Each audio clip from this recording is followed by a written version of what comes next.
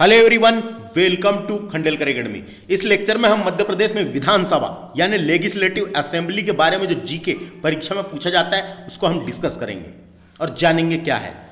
इसके पहले हमने एमपीपीएससी की यूनिट 5 से जितनी भी मध्य प्रदेश की पॉलिटी है वो डिस्कस कर ली है सिलेबस के अनुसार। आप हमारे चैनल में जाएं, एमपीपीएससी यूनिट 5 की प्लेलिस्ट बनी हुई है, उसमें जाएं और सारे लेक्चर आसान तरीके से देख सकते हैं और उनसे आने वाले सवालों को हल कर सकते हैं। इस लेक्चर में हम बात करेंगे मध्य प्रदेश की शासन व्यवस्था की, मध्य प्रदेश में विधानसभा की संरचना कैसी है, मध्य प्रदेश में विधानसभा की क्या स्थिति है, कैसी है, उसके बारे में डिस्कस करेंगे।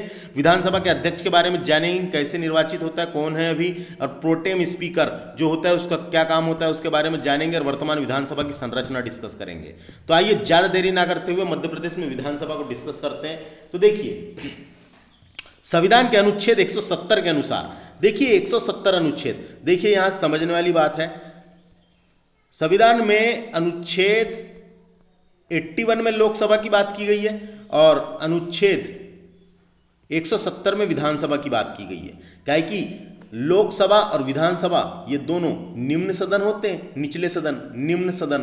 तो ये अनुच्छेद 81 में लोकसभा की बात की गई है, एक लोकसभा होगी, और अनुच्छेद 170 में विधानसभा, हर राज्यों में विधानसभा की बात की गई है। तो इसको याद रखने के लिए 81 में आपको 89 जोड़ना है तो 170 हो जाएगा। तो ये भी आपको याद रखना है। तो अनुच्छेद 81 में लोकसभा जो निचला सदन है, वैसे ही राज्यों में निचला सदन होता है विधानसभा जो 170 में बात की गई है। तो देखिए, संविधान के अनुच्छेद 170 के अनुसार राज्यों में विधानसभा के सदस्यों की अधिकतम संख्या, तो एक विधानसभा होगी जिसमें अधिकतम संख्या 500 हो सकती है और न्यूनतम संख्या 60 निर्धारित की गई है। यानी एक राज्य के विधानसभा में न्यूनतम संख्या, सदस्य संख्या यानी वहां की जो सीटें हैं विधानसभा की सीटें, वो कम से कम 60 हो सकती है न्यूनतम, और अधिकतम 500 हो सकती है। ये आपको याद रखना है। और एक एंग्लो इंडियन राज्यपाल द्वारा मनोनीत किया जाता है, अंगल भारतीय। एक एंग्लो इंडियन जो होता है, एक एंग्लो इंडियन राज्यपाल के द्वारा मनोनीत किया जाता है, ये याद रखना है। तो अपने यहां कितनी सीट है? 230 है, यानी इनके बीच में है ना, कम से कम 60 और अधिकतम, ये पूरे राज्यों की बात की गई है भारत में जितने भी राज्य हैं। तो अधिकतम 500 हो सकती है और न्यूनतम 60, ये याद रखना है। देखिए, राज्य विधानमंडल में 2-3 चीजें आती है, 3 चीज आती है फ्रेंड्स, याद रखना है। सबसे पहले तो आता है विधानसभा, विधानमंडल जो होता है राज्य में उसमें विधानसभा, विधान परिषद, तो विधान परिषद उच्च सदन होता है राज्य का। जैसे केंद्र में राज्यसभा उच्च सदन है संसद में, वैसे ही राज्य में जो होता है विधान परिषद उच्च सदन होता है और विधानसभा निम्न सदन होता है, और राज्यपाल। तो विधानमंडल में 3 चीज आती है, विधानसभा, विधान परिषद और राज्यपाल। तो क्या लिखा है? राज्य विधानमंडल को आवंटित सीटें 1971 की जनगणना के आधार पर निर्धारित की गई है। तो विधानमंडल में जो भी सीटें निर्धारित की गई है, जितनी भी सीटें निर्धारित की गई है 1971 की जनगणना के आधार पर निर्धारित की गई है। तो जो सीटें होती है राज्यों में, विधानसभा में हो चाहे विधान परिषद में, वहां की जनगणना यानी वहां की जनगणना के आधार पर, वहां की जनगणना होती है जनसंख्या के आधार पर निर्धारित की जाती है। जबकि राज्य के अंदर विधानसभा क्षेत्र का पुनर्गठन, राज्य में, अपने मध्य प्रदेश में राज्य में विधानसभा क्षेत्र का पुनर्गठन 2001 की जनगणना के आधार पर किया गया। तो पहले सीटें अलग थी, लेकिन फिर उसके 2001 की जनगणना के आधार पर जो अभी हम वर्तमान स्थिति देखते हैं, जो निर्वाचन क्षेत्र में जो सीटें देखते हैं 230 है मध्य प्रदेश में, वो 2001 की जनगणना के आधार पर निर्धारित किया गया है। देखिए, 84वें संविधान संशोधन 2001 के अनुसार, 84वां एक संविधान संशोधन हुआ था 2001 के अनुसार, राज्य विधानमंडल के सभी आवंटित सीट 2026 के बाद होने वाली पहली जनगणना के बाद पुनः निर्धारित की जाएगी। तो ये संविधान संशोधन में कहा गया है कि 2026 में जो जनगणना होगी उसके बाद हम फिर से पुनः निर्धारित करेंगे विधानसभा सीटों को। तो समझ में आ गया, उतना इंपॉर्टेंट नहीं है वो। मध्य प्रदेश में विधानसभा सदस्यों की संख्या 230 है।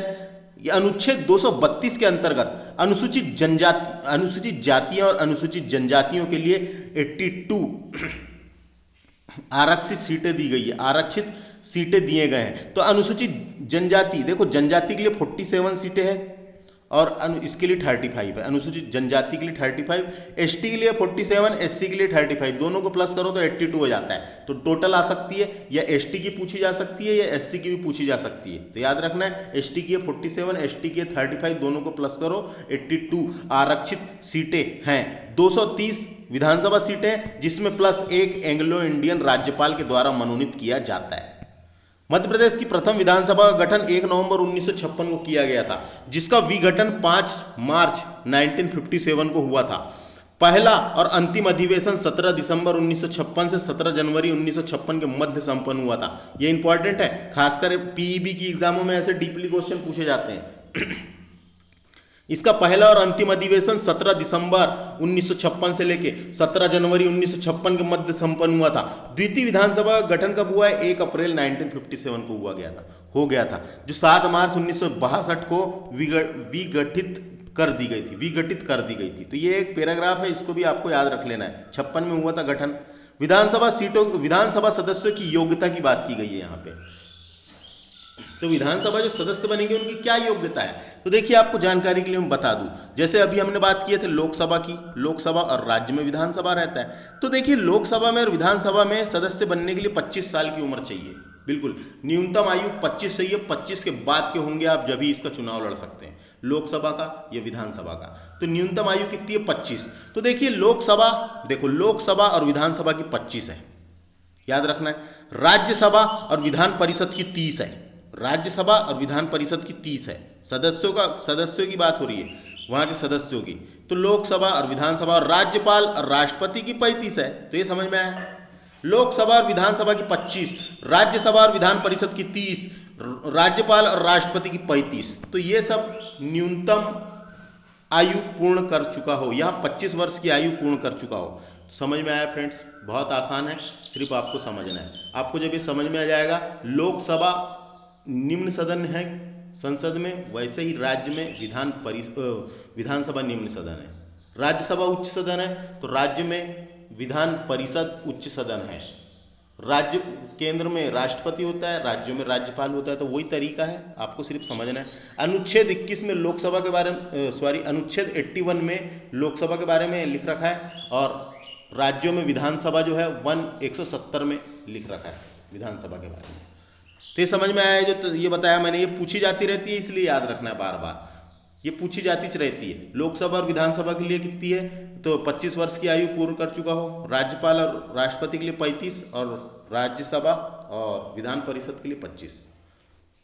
तो भारत का नागरिक होना चाहिए, 25 वर्ष की आयु पूर्ण कर चुका हो, वह पागल या दिवालिया ना हो, वह शासकीय सेवा में ना हो, कोई भी शासकीय सेवा में ना हो, अर्थात किसी लाभ के पद पर कार्यरत ना हो। कोई लाभ के पद पे भी नहीं होना चाहिए। तो कोई लाभ के पद पर कार्यरत ना हो, तो संसद द्वारा निर्धारित की गई अन्य अर्हताओं को पूर्ण करता हो। जो संसद के द्वारा जो निर्धारित की गई है अन्य अर्हताएं, उनको पूर्ण करता हो, उसके बाद ही संसद में जो बात कही गई है उसके बाद ही वो सदस्य बनने योग्यताएं दी गई है। तो विधानसभा कार्यकाल की बात कर लेते। देखिए, राज्य विधानसभा का कार्यकाल 5 वर्ष का निर्धारित किया गया है। देखिए, लोकसभा और विधानसभा का कार्यकाल 5 वर्ष है, लेकिन राज्यसभा और विधान परिषद का कार्यकाल नहीं होता, उसका कार्यकाल होता ही नहीं। राज्यसभा और विधान परिषद का कार्यकाल नहीं होता, राज्यसभा और विधान परिषद के सदस्यों का कार्यकाल होता है। सदस्यों का कार्यकाल होता है 6 वर्ष। उनका कार्यकाल नहीं है, उनके सदस्यों का कार्यकाल है। यहां पे हम बात करते हैं, अभी कंफ्यूज होंगे नहीं तो आप। विधानसभा कार्यकाल की अवधि कितनी है? 5 वर्ष निर्धारित की गई है, एवं अवधि के अनुच्छेद 172 के अंतर्गत राष्ट्रीय आपातकाल के समय एक बार केवल 1 वर्ष के लिए ही बढ़ाया जा सकता है। तो अनुच्छेद 172 के अंतर्गत जब राष्ट्रीय आपातकाल लगेगा उस समय केवल 1 बार बढ़ाया जा सकता है, केवल 1 बार बढ़ाया जा सकता है। यह बात कही गई है, याद रखना है।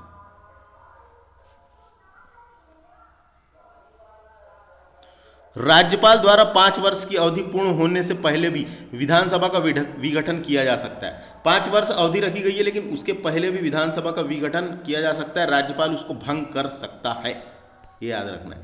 राज्य विधानसभा का विघटन सामान्यतः मुख्यमंत्री की सलाह पर किया जाता है। उसका जो विघटन है, फिर से गठन है, मुख्यमंत्री की सलाह पर किया जाता है। परंतु मुख्यमंत्री की सलाह के बिना राज्यपाल स्वविवेक से विधानसभा का विघटन कर सकता है। राज्यपाल चाहे तो स्वविवेक से, जब राज्यपाल को ऐसा लगने लगे कि विधानसभा भंग करनी चाहिए, ये विधानसभा का फिर से गठन होना चाहिए, तो राज्यपाल ऐसा आदेश दे सकता है, कर सकता है। विधानसभा में 2 सत्र होते हैं, 2 सत्रों में 6 महीने के अधिक का अंतराल नहीं होना चाहिए। तो ये बहुत आसान है। दो सत्रों के बीच में 6 महीने से अधिक का अंतराल नहीं होना चाहिए। ये क्वेश्चन आ सकता है। दो सत्रों के बीच का कार्यकाल कितना होता है या कितना अंतर होता है? दो सत्रों के बीच में कितना अंतर होता है? तो 6 महीने का अंतर होता है। 6 महीने का अंतर होता है, याद रखना है। विधानसभा में 3 सत्र होते हैं, एक बजट सत्र होता है, एक ग्रीष्मकालीन सत्र होता है और एक शीतकालीन सत्र होता है। तो ये कोई दिक्कत ही नहीं है, इसको याद रखें सीधे। इसके अतिरिक्त राज्यपाल द्वारा विधानसभा का विशेष सत्र भी आयोजित किया जाता है। राज्यपाल एक विशेष सत्र भी आयोजित कर लेता है। विधानसभा के कार्य संचालन के लिए गणपूर्ति न होने के होना आवश्यक है, जो विधानसभा की कुल सदस्य संख्या का 1/10वां भाग होना चाहिए।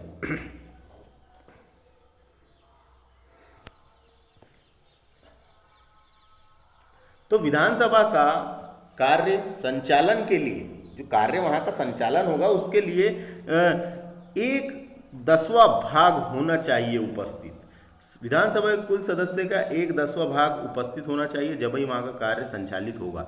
इसकी न्यूनतम संख्या निर्धारित 10 की गई है, जिसकी न्यूनतम संख्या निर्धारित 10 की गई है। तो ये पैराग्राफ याद रखना इंपॉर्टेंट है। अब बात करेंगे विधानसभा अध्यक्ष की। तो विधानसभा अध्यक्ष का चुनाव विधानसभा के सदस्यों द्वारा, जो विधानसभा में जितने भी सदस्य हैं, सदस्यों द्वारा सामान्य बहुमत से किया जाता है। जो विधानसभा अध्यक्ष बनाते हैं उनको सामान्य बहुमत से किया जाता है। अध्यक्ष की अनुपस्थिति में उपाध्यक्ष, देखिए एक अध्यक्ष होता है विधानसभा में और एक उपाध्यक्ष होता है। तो अध्यक्ष की अनुपस्थिति में उपाध्यक्ष उसके दायित्व का निर्वहन करता है। जो उपाध्यक्ष होता है वो उसके दायित्व का निर्वहन करता है। जब अध्यक्ष अब्सेंट रहता है तो उपाध्यक्ष का यह कर्तव्य है कि उसके दायित्व का निर्वहन करे। तो एक अध्यक्ष होता है, एक उपाध्यक्ष होता है। इसके बारे में समझ में आ गया। अब बात करते हैं आगे। विधानसभा अध्यक्ष के क्या क्या कार्य हैं, देखिए। विधानसभा अध्यक्ष का कार्य विधानसभा की बैठक का संचालन करता है एवं सदन में शांति व्यवस्था को बनाए रखता है। जो सदन है वहां की शांति व्यवस्था को बनाए रखता है। ज्यादा हल्ला गुल्ला होता है, आप देखे होंगे टीवी में। विधानसभा के नियमों की संख्या का अधिकार भी विधानसभा अध्यक्ष को होता है। विधानसभा में सभा के नियमों की व्याख्या, जो नियम बने हुए हैं विधानसभा में, उसके नियमों की व्याख्या का अधिकार भी विधानसभा अध्यक्ष को होता है। सदन में नेता के परामर्श से सदन की कार्रवाई का क्रम निर्धारित करता है। सदन में जो नेता होता है उसके परामर्श से वह सदन की कार्यवाही का क्रम भी निर्धारित करता है कि कैसी कार्यवाही होगी सदन में। विधानसभा अध्यक्ष यह निर्णय करता है कि कोई विधेयक धन विधेयक है अथवा नहीं। यह इंपॉर्टेंट है दादा, इसको याद रखना है।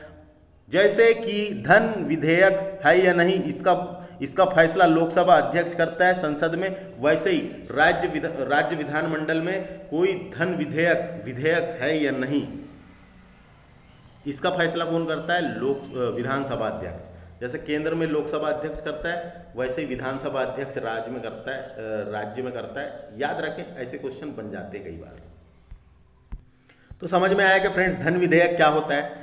भारतीय संविधान का अनुच्छेद 110 धन विधेयक को परिभाषित करता है। धन विधेयक से संबंधित धन विधेयक को परिभाषित करता है। कोई धन विधेयक कहलाएगा अगर उसे, देखो धन विधेयक होता क्या है, सबसे पहले हम बात करेंगे धन विधेयक क्या होता है। कोई धन विधेयक कहलाएगा अगर उसे करों की अभिरोपण, जो कर होते हैं, टैक्सेस होते हैं, करों की अभिरोपण, उन्मूलन, छूट, परिवर्तन या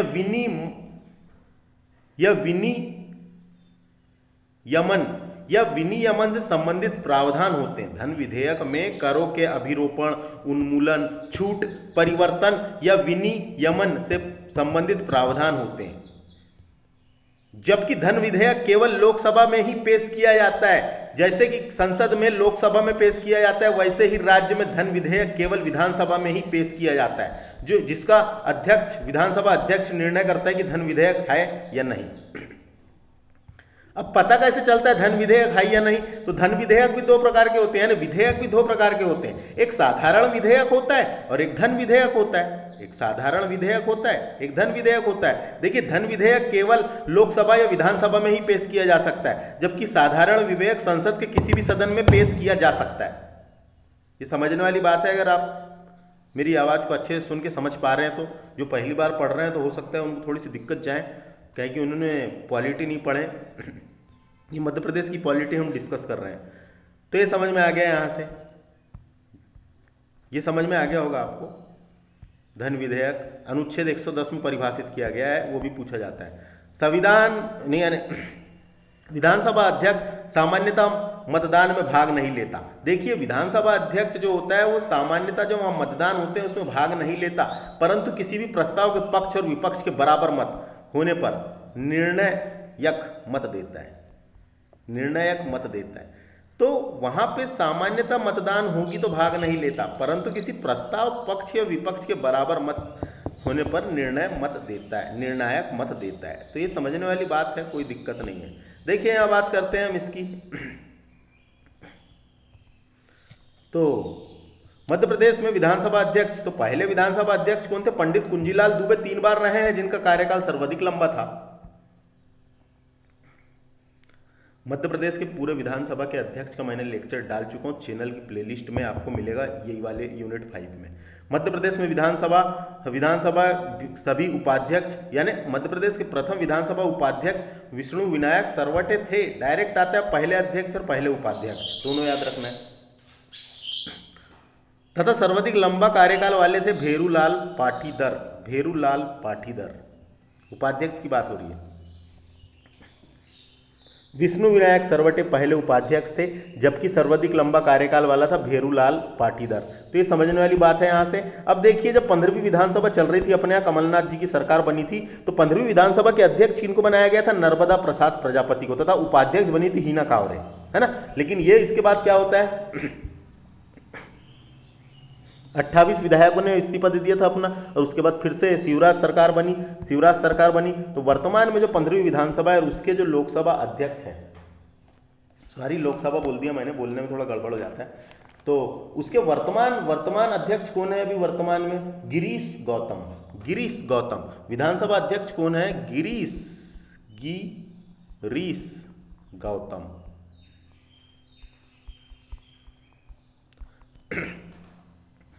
22/2/2021 से बने हैं, 22/2/2021 से बने गिरीश गौतम।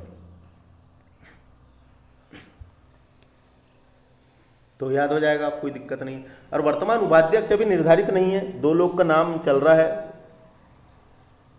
मध्य प्रदेश सरकार में 2 लोगों का नाम चल रहा है, तो आप देख सकते हैं, बाकी जब परीक्षा देने जाए तो सर्च मार के। लेकिन वर्तमान में गिरीश गौतम बन गए हैं विधानसभा अध्यक्ष, किसके बाद? नर्मदा प्रसाद प्रजापति के बाद। तो देखो यहाँ पे अध्यक्षों की सूची दी गई है, मैंने अध्यक्ष भी पढ़ा चुका हूं, अध्यक्ष मैंने पढ़ा चुका हूं। यहाँ भी आप देख सकते हैं, देखिए पूरे बने हैं, ये काशी प्रसाद पांडे, ये टेम्बरे, इनको आप देख सकते हैं। लेकिन मैंने वाला लेक्चर एक बना के डाल चुका हूँ, आपको चैनल की प्लेलिस्ट में मिलेगा। देखो वर्तमान में देखो, जब सीतासरण शर्मा थे विधानसभा अध्यक्ष, जब सीतासरण शर्मा थे पहले 2013 से 18 तक के सीतासरण शर्मा थे, इनके बाद बने थे नर्मदा प्रसाद प्रजापति। और जब उसके बाद बहुमत हासिल हो गया था, कमलनाथ की सरकार गिर गई थी, तो प्रोटेम स्पीकर के रूप में रामेश्वर शर्मा को बना दिया गया था। प्रोटेम स्पीकर के रूप में रामेश्वर शर्मा को बनाया गया था, सामाजिक अध्यक्ष विधानसभा सभा के, मध्य प्रदेश विधानसभा के। तो ये थे। तो इनके बाद फिर क्या बन गए अभी वर्तमान में? गिरीश गौतम, है ना, गिरीश गौतम। तो देखो उसके बाद अब बात करते हैं, विधानसभा में एक प्रोटेम स्पीकर भी होता है। प्रोटेम स्पीकर वो कौन होता है, उसका क्या काम होता है, उसको हम यहाँ डिस्कस करते हैं अब। तो देखिए एक प्रोटेम स्पीकर अस्थायी अध्यक्ष होता है। एक अध्यक्ष होता है विधानसभा अध्यक्ष, लेकिन एक प्रोटेम स्पीकर भी होता है संसद में, तो विधानसभा में, विधानमंडल में, यानी राज्य के विधानमंडल में। प्रोटेम स्पीकर अस्थायी अध्यक्ष होता है। अस्थायी अध्यक्ष यह चुनाव के बाद प्रथम सत्र में नवनिर्वाचित सदस्य, जो नवनिर्वाचित सदस्य होते हैं, विधायकों को शपथ भी दिलवाता है। यहां बात की क्या गई है? नवनिर्वाचित सदस्य, जो बाद में नए निर्वाचित विधायकों को शपथ भी दिलाता है, तथा अस्थायी अध्यक्ष के नियुक्त होने तक विधानसभा का संचालन करता है।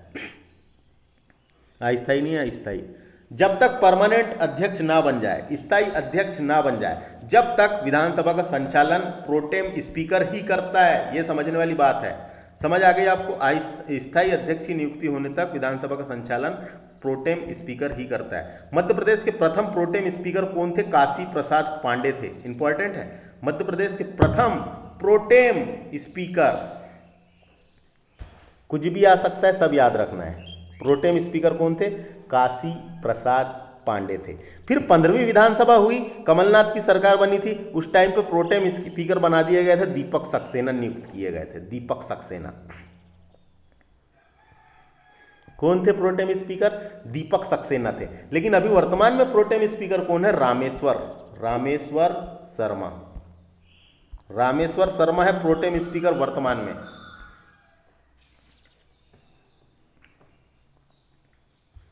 वर्तमान में प्रोटेम स्पीकर कौन है? रामेश्वर शर्मा। कमलनाथ की सरकार थी जब ये बना दिए गए थे, उसके बाद सरकार गिरी तो रामेश्वर शर्मा बने, और अभी रामेश्वर शर्मा ही है। तो ये याद रखना है फ्रेंड्स। काशी प्रसाद पांडे पहले थे, अभी प्रोटेम स्पीकर कौन है वर्तमान में? रामेश्वर शर्मा। तो ये समझ में आ गया प्रोटेम स्पीकर क्या होता है। अब बात करते हैं मध्य प्रदेश में विधानसभा भवन की। तो जो विधानसभा भवन है उसके बारे में कुछ फैक्ट है जो परीक्षा के हिसाब से इंपॉर्टेंट है, इनको हम डिस्कस करते हैं एक एक बारी बारी। देखिए मध्य प्रदेश में विधानसभा भवन, मध्य प्रदेश में विधानसभा भवन जो है भोपाल में है, अरेरा हिल में स्थित है। अरेरा हिल एक पहाड़ी का नाम है भोपाल में, उस पहाड़ी के ऊपर स्थित है। इसके पूर्व विधानसभा की बैठक, इसके पहले है ना, अरेरा हिल के पहले जो विधानसभा भवन की बैठक 1909 में सुल्तान जहां बेगम द्वारा निर्मित मिंटो हॉल में होती थी। तो देखो मिंटो हॉल में होती थी। ये मिंटो हॉल का निर्माण किसने करवाया था? सुल्तान जहां बेगम ने करवाया था। तो इसकी हिस्ट्री में आपको बताता हूं क्या हुआ था। देखो क्या हुआ था। साल 1909 में भारत के तत्कालीन वायसराय जो लॉर्ड मिंटो भोपाल आए थे। लॉर्ड मिंटो तत्कालीन वायसराय थे भारत के, वो भोपाल आए थे। उन्होंने उस समय राजभवन में रुकवाया गया, लेकिन वायसराय वहां की व्यवस्था देखकर काफी नाराज हुए थे, यानी वहां पे नहीं रुके वो।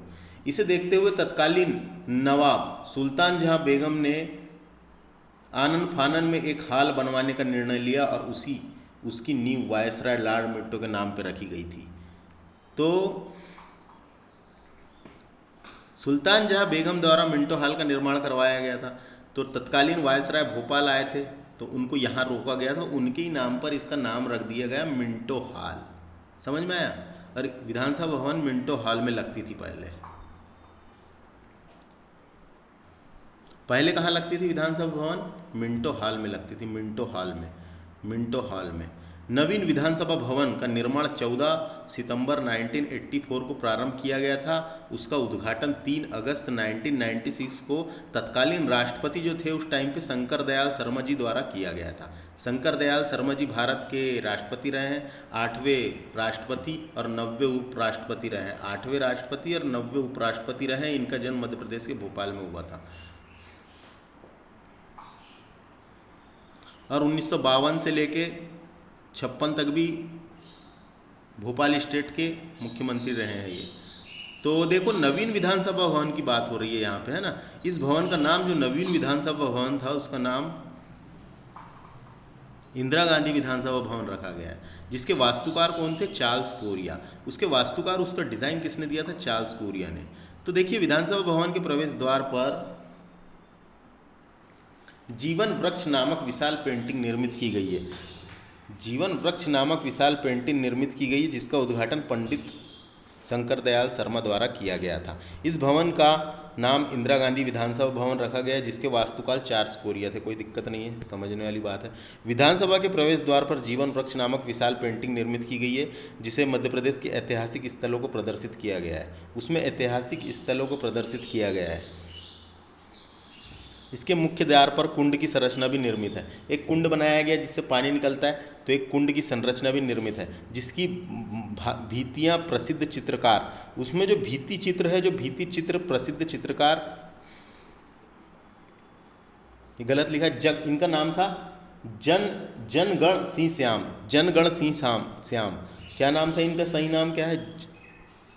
सॉरी, जनगणनीय जगरण है, जगरण सिंह श्याम द्वारा चित्रांकित किया गया था। जगरण सिंह श्याम द्वारा चित्रांकित किया गया था। तो जगरण सिंह श्याम गोंडी चित्रकार रहे हैं, मध्य प्रदेश के गोंडी चित्रकार के जनक के रूप में प्रसिद्ध थे। गोंडी चित्रकला के रूप में प्रसिद्ध थे। गोंडी चित्रकला के जनक के रूप में प्रसिद्ध थे। जगरण सिंह श्याम द्वारा चित्रांकित किया गया था। ये क्या है? जगरण सिंह श्याम।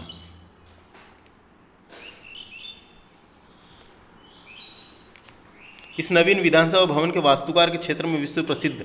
तो जो विधानसभा भवन है नवीन वाला, उसको आगा खां अवार्ड भी प्राप्त हो चुका है। उसको आगा खां अवार्ड मिला आर्किटेक्चर यानी